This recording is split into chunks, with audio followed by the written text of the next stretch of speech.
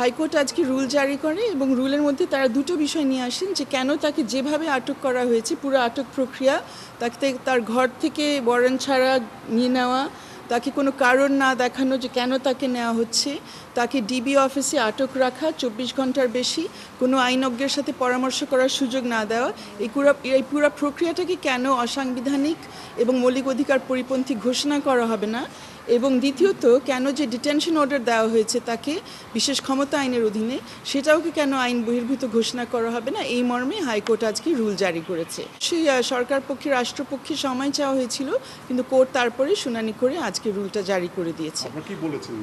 আমাদের বক্তব্য হচ্ছে যে তাকে যেভাবে আটক করা হয়েছে আমরা সবাই দেখেছি ব্যাপারগুলো, বিভিন্নজন দেখেছে ফেসবুকের মধ্যে। সে যখন ফেসবুকে এসছিল, ফেসবুক লাইভ করছিল, বলছিল যে তার দরজার সামনে লোকজন এসছে, তারা বলছে যে তাকে থানায় যেতে হবে। সে নিজেই বারবার বলছে যে সে থানায় নিজের থেকে চলে যাবে, তারপরেও তার দরজাটা ভেঙে ফেলা হয় এবং সেখান থেকে তাকে জোর করে নিয়ে নেওয়া হয় এবং শুধু তাকে না, তার মোবাইল, তার ল্যাপটপ এগুলোর সাথে নেওয়া হয়।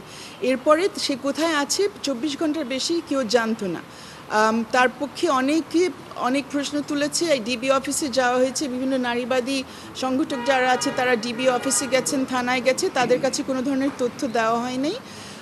24 ঘন্টা পার হয়ে যাওয়ার পরের দিন বৃহস্পতিবার 10 তারিখে রাত 10:30টার দিকে ম্যাজিস্ট্রেট কোর্টে তাকে নিয়ে যাওয়া হয়, ঢাকা মেট্রোপলিটন ম্যাজিস্ট্রেট কোর্টে, এবং সেখানে বিশেষ ক্ষমতা আইন মানে অত্যন্ত কুখ্যাত বিশেষ ক্ষমতা আইনের অধীনে একটি ডিটেনশনের আদেশ বা আটক আদেশ সেখানে পাশ করা হয়।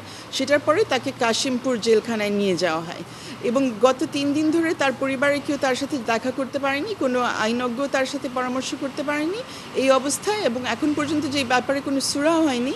এই জন্যে আমরা হাইকোর্টে এসেছি তার মুক্তি দাবি করার জন্য এবং এই পুরো আটক প্রক্রিয়া এবং আটক আদেশকে চ্যালেঞ্জ করার জন্য 2 সপ্তাহ রুল জারি করেছে। 2 সপ্তাহের মধ্যে রাষ্ট্রপক্ষে এখানে জবাব দিতে হবে যে কেন তারা এইভাবে আটক প্রক্রিয়া চালিয়েছে এবং কেন এরকম আটক আদেশটা জারি করা হয়েছে।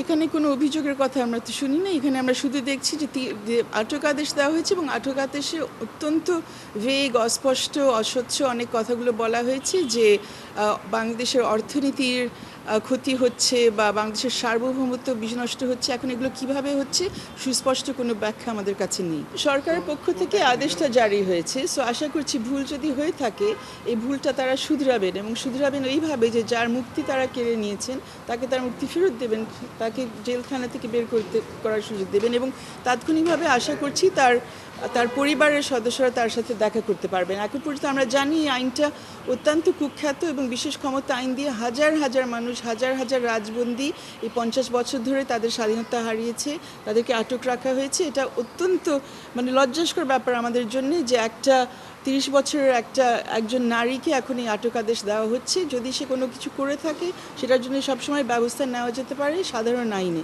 কিন্তু কেন একজনকে এভাবে আটক করা হবে এবং যে প্রক্রিয়াটা অনুসরণ করা হয়েছে সেটা সম্পূর্ণভাবে বেআইনি এবং তাদের বাবা এবং ফ্যামিলি এখানে বাধ্য হয়েছে এসে হাইকোর্টের শরণাপন্ন হতে তার মুক্তি দাবি করার জন্য। যদি এখানে জানাই থাকতো যেখানে ভুল হয়েছে আমরা আশা করতে পারতাম যেটা আরও আগে এটা শুধরানো হতো।